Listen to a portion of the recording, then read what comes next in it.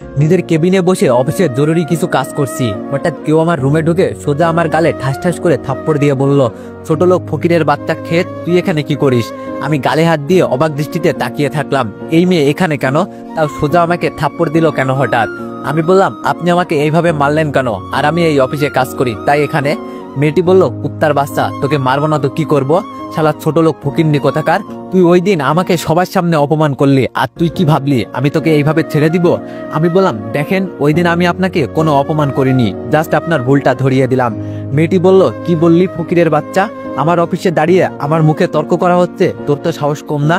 আমি বললাম, আপনার অফিস মানে? মেয়েটি বলল, এটা আমার বাবার অফিস, বুঝছিস ফকিরের বাচ্চা? আজ তোকে এই মুহূর্তে এই অফিস থেকে বের করছি, জাস্ট ওয়েট আনছি। এটা শুনে আমি মেয়েটার হাত ধরে বললাম, ম্যাম ম্যাম প্লিজ, সামান্য ব্যাপার নিয়ে এমনটা করিয়েন না। মেয়েটি বলল, ছোট লোক ফকিরের বাচ্চা, তোর তো সাহস কম না? আমার গায়ে হাত দিস, এই বলে আবারও দুইটা থাপ্পড় দিল। আর কি বললি সামান্য? হ্যাঁ, এই ব্যাপার তোদের মতো গরিব ছোট লোক বস্তির ছেলেরা সামান্য ভাবতে পারে, এই নীলা চৌধুরী না, বুঝলি? আমি বললাম, আপনি আমাকে যা শাস্তি দিবার দেন, তারপরও চাকরি থেকে বের করিয়েন না প্লিজ।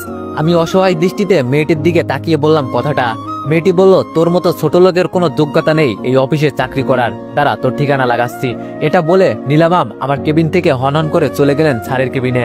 এখন আমি টেবিলে বসে মাথায় হাত দিয়ে বসে থাকলাম। চাকরির 1 মাস হতে না হতেই যদি চাকরিটা চলে যায়, তখন আমি কিভাবে কি করব?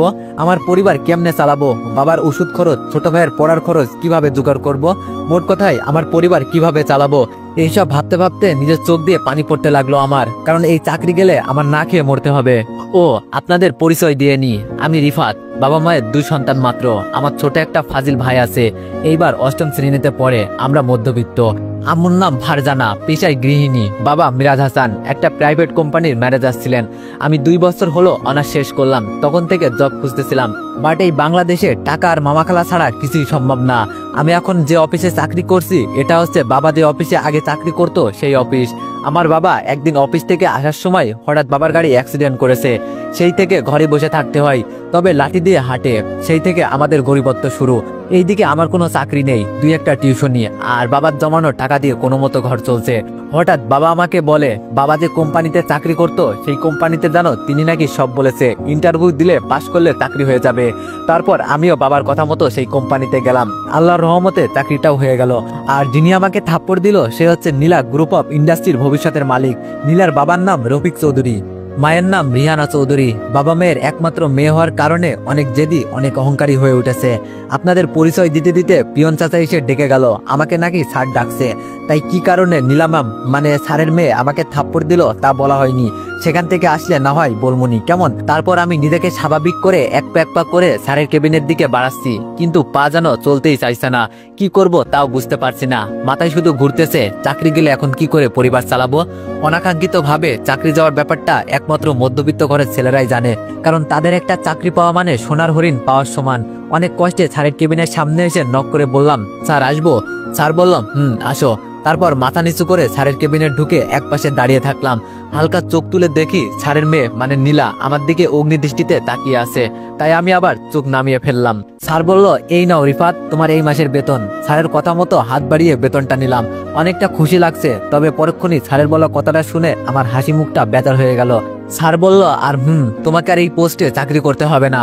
স্যারের মুখে এমন কথা শুনে বুকের মাঝে এমন এক ব্যথা করলো যেন আমার বুকে কেউ 3-4 রাউন্ডের গুলি করে দিল। আমি অসহায় দৃষ্টিতে স্যারের দিকে তাকিয়ে আমতা আমতা করে বললাম, স্যার এই কাজটা করবেন না, আপনি জানেন আমার পরিবার চালানোর মতো কেউ নেই, আমার উপর পুরো পরিবার নির্ভর করছে। যদি চাকরিটা চলে যায় তখন আমরা পথে বসবো, স্যার এমনটা করিয়েন না প্লিজ। স্যার বলল, আমার কিছু করার নাই, তুমি আর এই পোস্টে চাকরি করতে পারবে না। স্যারের কথা শুনে অনেক কষ্টে চোখের মাঝে কান্না আটকিয়ে চলে আসতে যাব, তখন স্যারের মেয়ে বলে উঠলো, ওই থাম, কোথায় যাচ্ছিস? তোকে আমি যেতে বলেছি? আমি বললাম, ম্যাম এখানে তো আর চাকরি নেই, তাই থেকে আর কি করব, কষ্টমাখা কণ্ঠে কথাটা বললাম। নীলা ম্যাম বলল, কে বললো তোর চাকরি নেই? তোকে তোর অযোগ্য পোস্ট থেকে সরিয়ে দিয়ে যোগ্য পোস্টে রাখা হয়েছে, আমার পিএ হিসাবে নিয়োগ করা হয়েছে। ম্যামের কথা শুনে আমার খুশি আর দেখে কে, কারণ চাকরি যাওয়ার কথা ছিল আর সেখানে ডাইরেক্ট পিএ। ম্যাম বলল, এত খুশি হতে হবে না, আমার পিএ হতে হলে আমার গাড়ি চালাতে হবে, আমি যেখানে যাব সেখানে যেতে হবে, যখন যেই মুহূর্তে ডাকবো সেই মুহূর্তে আমার সামনে আসতে হবে। মোট কথা আমার ব্যক্তিগত কাজের লোক হবি তুই। এবং আমার সব কথা শুনতে হবে। আমি ম্যামের কথা শুনে বললাম, এটা কেমন কথা ম্যাম? ম্যাম বলল, আমি যেটা বলছি সেটাতে রাজি হলে হবি, তা না হলে তুই আসতে পারিস। আমি ভাবলাম চাকরি না থাকার চেয়ে এটা করা বেস্ট হবে, কারণ এই অবস্থায় আরেকটা চাকরি পাবো নাকি সন্দেহ। তার চেয়ে বরং হাজার কষ্ট হলেও এই চাকরিটা করি, ভিতরে ভিতরে না হয় আরেকটা খুঁজে নিব। আমি বললাম আমি রাজি। ম্যাম বলল, গুড, তাহলে এই পেপারে সাইন কর। আমি বললাম, এটা কিসের কাগজ ম্যাম? ম্যাম বলল, যেটা বলছিস সেটা কর, তা না হলে বুঝতে পারিস। ম্যামের এমন কথা শুনে আমি ভয়ে তাড়াতাড়ি করে সাইন করে দিলাম। ম্যাম বলল, যা, শেষবারের মতো এই অফিসে কাজ করে নে, কাল থেকে আমার প্রিয় হয়ে আমার সাথে থাকবি। তারপর আমি আর কোনো দিকে না তাকিয়ে সেইখান থেকে চলে আসলাম। এইদিকে, কি রে মা, তুই এমনটা কেন করলি? ছেলেটা অফিসে ভালোই তো কাজ করতো, পিয়ে লাগলে আমাকে বলতি। নীলা বলল, আরে বাবা, তোমাকে এত কিছু বুঝতে হবে না, আমি গেলাম, এই বলে চলে গেল। স্যার বলল, পাগল একটা, কি থেকে কি করে নিজেও জানে না। এইদিকে আমি কেবিনে বসে ভাবতে লাগলাম, সামান্য একটা ঘটনার জন্য ম্যাম আমার সাথে এমন ব্যবহার করতে পারলো। সেখানে তো আমার কোনো দোষ নেই, আমি জাস্ট ম্যামকে ভুল ধরিয়ে দিয়েছিলাম, তার জন্য এমন ভাবে আমাকে থাপ্পড় দিতে পারলো, আমার মা বাবাকে নিয়ে গালি দিতে পারলো। আচ্ছা, আপনারা কিছুই বুঝতে পারছেন না তো? আচ্ছা, তাহলে আমি বুঝিয়ে দিই। ফ্ল্যাশব্যাক। দিনটি ছিল শুক্রবার, অফিস ছুটি ছিল, এই তো 2 দিন আগের কথা আর কি। মন চাইছে একটু এলাকায় ঘুরে দেখি, যেই ভাবা সেই কাজ। সকালে নাস্তা করে আম্মু বলে হাঁটতে বের হলাম। হাঁটতে হাঁটতে একটা পার্কের সামনে চলে আসলাম। তখন চোখ গেল পার্কের গেটের সামনে একটা সুন্দরী মেয়ে আর একটা রিক্সা চালক কথা কাটাকাটি করছে। আমার একটা স্বভাব আছে যে কোনো কিছুতে নাক গলানো, এটাই হয়তো আমার সবচেয়ে বদ অভ্যাস। তাই আমি আর সেখানে না দাঁড়িয়ে তাদের সামনে গেলাম। আমি বললাম, কি হয়েছে চাচা? রিক্সা চালক বলল, দেখেন না মামা, এই মামুনিটা অমুক জায়গা থেকে এখান পর্যন্ত এসেছে, ভাড়া হচ্ছে 100 টাকা, কিন্তু এই মামুনিটা দিচ্ছে 50 টাকা। নীলা বলল, সামান্য একটা রিক্সা চালক হয়ে আমাকে মামুনি ডাকিস কোন অধিকারে? মেয়েটার কথা শুনে ইচ্ছা করছে কষে একটা থাপ্পড় দিতে। আমি বললাম, এই আপু, আপনি চাচার সাথে এইভাবে কথা বলছেন কেন? নীলা বলল, আইসি আর ফকিন্নির পোলা আমারে জ্ঞান দিতে, ভাড়া যেটা সেটা দিচ্ছি, নে বলছি। আমি বললাম, দেখেন, ভদ্রভাবে কথা বলেন, আপনার মা বাবা কি কোনো শিক্ষা দেয়নি একজন বাবার বয়সী মানুষের সাথে কিভাবে কথা বলতে হয়? নীলা বলল, ছোট লোক, তোর এত বড় সাহস আমার মা বাবার শিক্ষা নিয়ে প্রশ্ন তুলিস? তুই জানিস আমি কে, আমার বাবাকে? আমি বললাম, সেটা আপনার ব্যবহারই বলে দিচ্ছে, আপনি একজন বড় লোক বাবার বিগড়ে যাওয়া অহংকারী মেয়ে। এখন বেশি পেশাল না করে চাচার পাওনা টাকাটা দিয়ে দিন। নীলা বলল, কি বললি ছোট লোক, আমি অহংকারী? এটা বলে আমার গালে একটা থাপ্পড় দিয়ে দিল মেয়েটা। মেয়েটার এমন কাজে আমার মাথা গরম হয়ে গেল, রাগে থাপ্পড় দিতে গিয়েও দিলাম না। আমি বললাম, এই হাতটা তুলছিলাম কেন জানিস? তোকে মারার জন্য। কিন্তু আমি মেয়েদের গায়ে হাত তুলি না। তোদের অনেক টাকা আছে, কিন্তু ভালো একটা মন নেই। তোরা যেখানে সেখানে হাজার হাজার টাকার খাবার অপচয় করছিস, কিন্তু একটা অসহায় মানুষ তোদের কাছে খাবার চাইতে বা সাহায্য চাইতে আসলে তোরা তাদের দূর দূর করে তাড়িয়ে দিস কেন? আচ্ছা, তোরা কি মনে করিস তোরা মানুষ আর আমরা গরিবেরা মানুষ না? এই চাচাটা কত কষ্ট করে রিক্সা চালিয়ে তার সংসার চালায়, আর তোর কাছে ন্যায্য ভাড়া চাইছে, তা তুই দিতে পারিস না কেন? একটা রেস্টুরেন্টে খেতে গেলে সেখানকার ওয়েটারকে 200 টাকা টিপ হিসাবে দিস। আমি কিন্তু এটা দিতে মানা করছি না, তবে এই চাচার ভাড়াটুকু দিতে পারিস না কেন? শুধু কি পারিস বাবার টাকার গরম দেখাতে? তাছাড়া কি পারিস? তোদের মতো কিছু মানুষের কারণে আজ আমাদের দেশের এই অবস্থা। আমার এমন জোরে কথা বলা দেখে মেয়েটা ভয়ে আশেপাশে তাকিয়ে দেখলো লোকজন জমা হয়ে গেছে।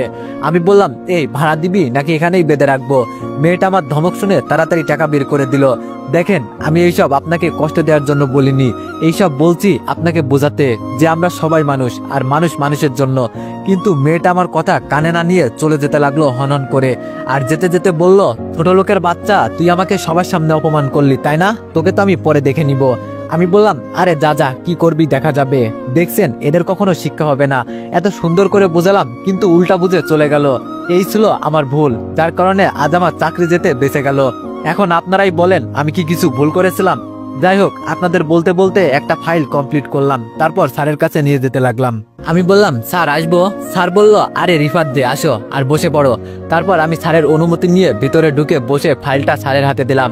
স্যার ফাইল দেখতে দেখতে বলল, রিফাত, আমি চাইছিলাম তুমি অফিসে কাজ করো, কিন্তু আমার মেয়ে কেন জানি তোমাকে নিজের পিয়ে বানিয়ে নিল। আমি বললাম, স্যার চাকরি যায়নি, এটাই আল্লাহর কাছে শুকরিয়া জানাই।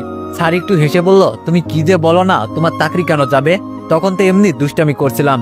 যাই হোক, আমার মেয়েটাকে একটু দেখে রাখিও, বিদেশ থেকে পড়াশোনা শেষ করে মাত্র কয়েকদিন হলো দেশে আইছে। আর কিছু বললে তুমি কিছু মনে করিও না, আসলে মেয়েটা একটু রাগী, তবে মন ভালো। আমি স্যারের দিকে একটা হাসি দিয়ে বললাম, জি স্যার, আমি দেখে রাখবো।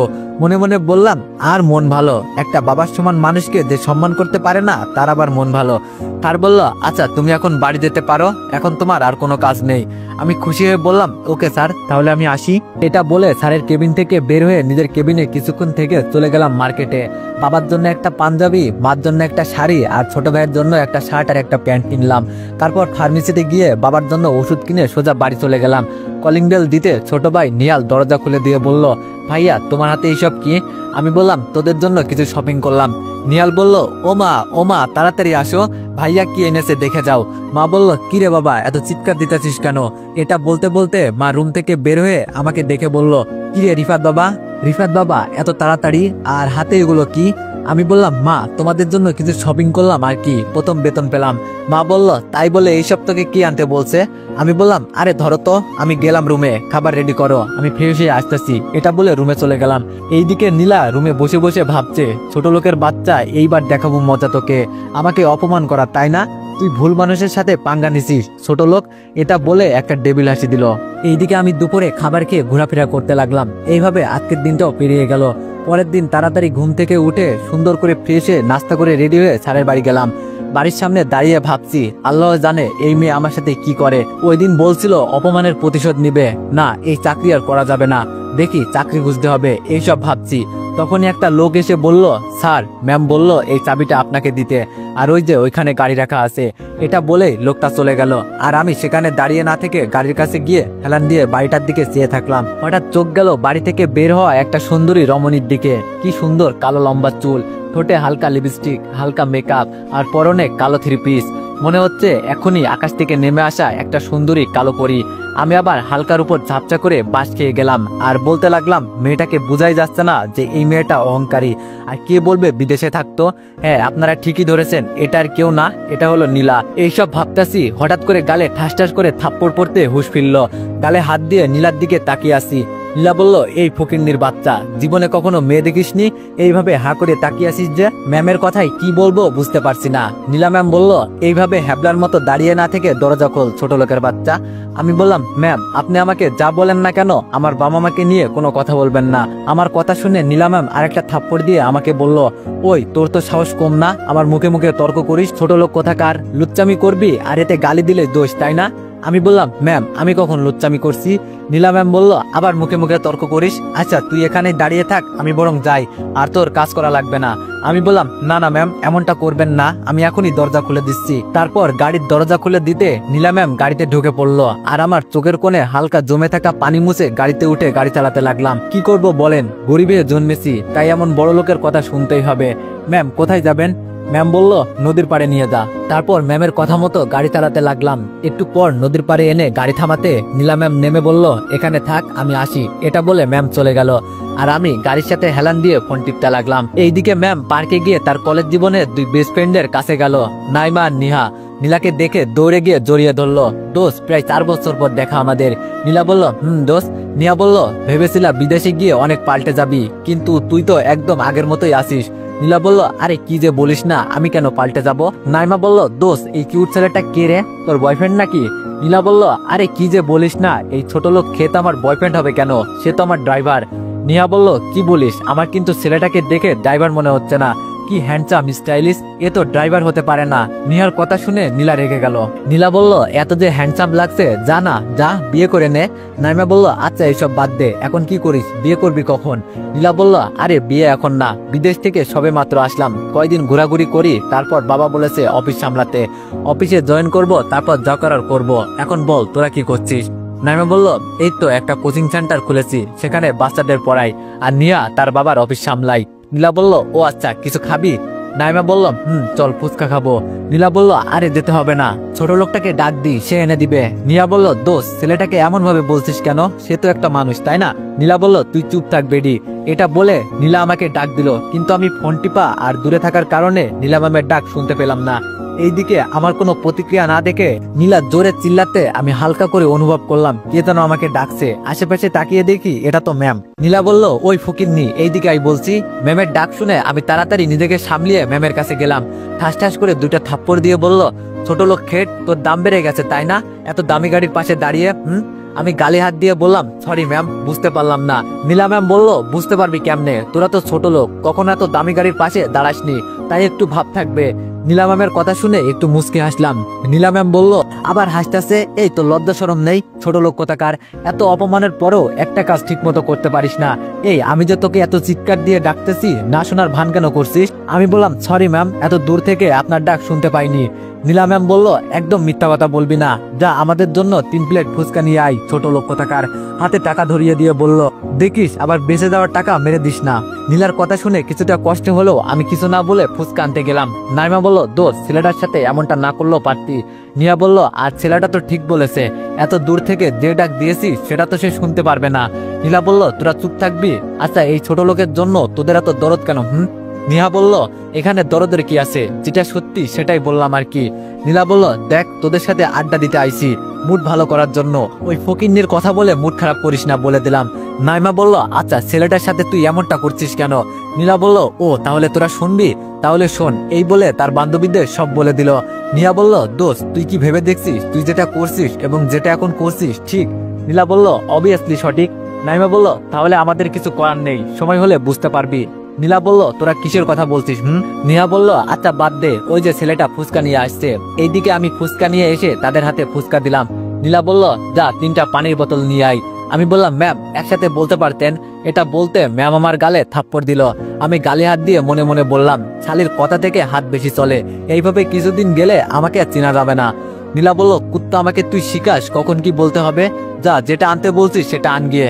তারপর আমি আর দাঁড়িয়ে না থেকে চলে গেলাম পানির বোতল আনতে। একটু পর পানির বোতল নিয়ে ম্যামকে দিয়ে যখনই আসতে যাব, হঠাৎ আমি নিচে পড়ে গেলাম। আমার পড়া দেখে ম্যাম সহ আশেপাশে সবাই হাসতে লাগলো। আমি এমন একটা পরিস্থিতিতে পড়বো সেটা কখনো ভাবতেই পারিনি। মানুষকে ভালো বোঝাতে গিয়ে আমি নিজেই অপমানিত হচ্ছি। তারপর নিজেকে সামলে যখনই নীলা ম্যামকে কিছু বলতে যাব, তার আগেই নীলা ম্যাম আমার কাছে এসে 2টা থাপ্পড় দিয়ে বলল, কুত্তা, তোর সাহস কি করে হয় আমার পায়ের সাথে তোর পা টাচ করার? শালা লুচ্চা লাফাঙ্গা, মা বাবা কি তোকে কোনো শিক্ষা দেয়নি? আমি বললাম, ম্যাম, আমি তো আপনাকে কিছু করিনি, উল্টো আমার পায়ে আপনি ল্যাং মারছেন, এতে আপনি মা বাবাকে কেন টানছেন? নীলা বলল, তোর মা বাবাকে টানবো না তো কি? কিভাবে একটা মেয়েকে সম্মান করতে হয় সেটা যদি তোর মা বাবা শিখাতো, তাহলে আজ তুই আমাকে এমন বাজেভাবে টাচ করতি না। আরে তোকে কিভাবে শিখাবো, থাকিস তো বস্তিতে, তারা হয়তো এমনই। নীলার কথা শুনে মাথা গরম হয়ে গেল, নিজের রাগকে আর ধরে রাখতে পারলাম না, তাই কষে 2টা থাপ্পড় দিলাম। নীলা বলল, ছোট লোকের বাচ্চা, তোর সাহস কি করে হয় আমাকে থাপ্পড় দেওয়ার? আমি বললাম, আরে রাখ তোর থাপ্পড়, তোর এই অত্যাচার অনেক সহ্য করছি এই 2-3 ঘন্টা ধরে। এই তুই বলছিস না আমার পরিবার আমাকে মেয়েদের সম্মান করতে শেখায়নি? আমাকে মেয়েদের সম্মান করতে শেখায়নি, তাই তোকে অনেক আগে থেকে সহ্য করছি।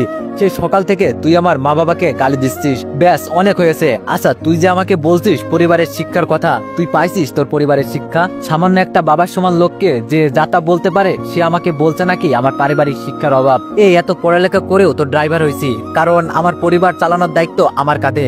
আর আমি যদি বেকার হয়ে যাই তাহলে আমরা পথে বসবো, তাই এই কাজটা করছি। কিন্তু আর না, তোর এই কাজ আমি করব না। যেই কাজ করতে আমার মা বাবাকে গালি শুনতে হয়, সেই কাজের বেতনের টাকা দিয়ে আমি কিভাবে সংসার চালাই, এটা আমার দ্বারা সম্ভব না। তোর কাজের গুষ্টি মারি, তোর কাজ করাচ্ছে না খেয়ে মরা ভালো। এক নিঃশ্বাসে কথাগুলো বলে সেখান থেকে চলে আসলাম। আমি সব সহ্য করতে পারি, কিন্তু আমার মা বাবাকে নিয়ে গালি দেবে এটা সহ্য করতে পারবো না। দরকার হলে পথে বসে থাকবো, তারপরও আমি এই মেয়ের সাথে কাজ করব না। এইদিকে নীলা গালে হাত দিয়ে এখন বোঝার চেষ্টা করছে এখানে কি হলো, আর এই ছোট লোকটা কি বলে গেল বুঝতে পারছে না। তখন নিয়া বলল, তো এভরিওয়ান, গল্পটি কেমন হয়েছে সবাই একটু কমেন্টে জানাইবা, আর নেক্সট পার্টের জন্য অপেক্ষা করো। ধন্যবাদ।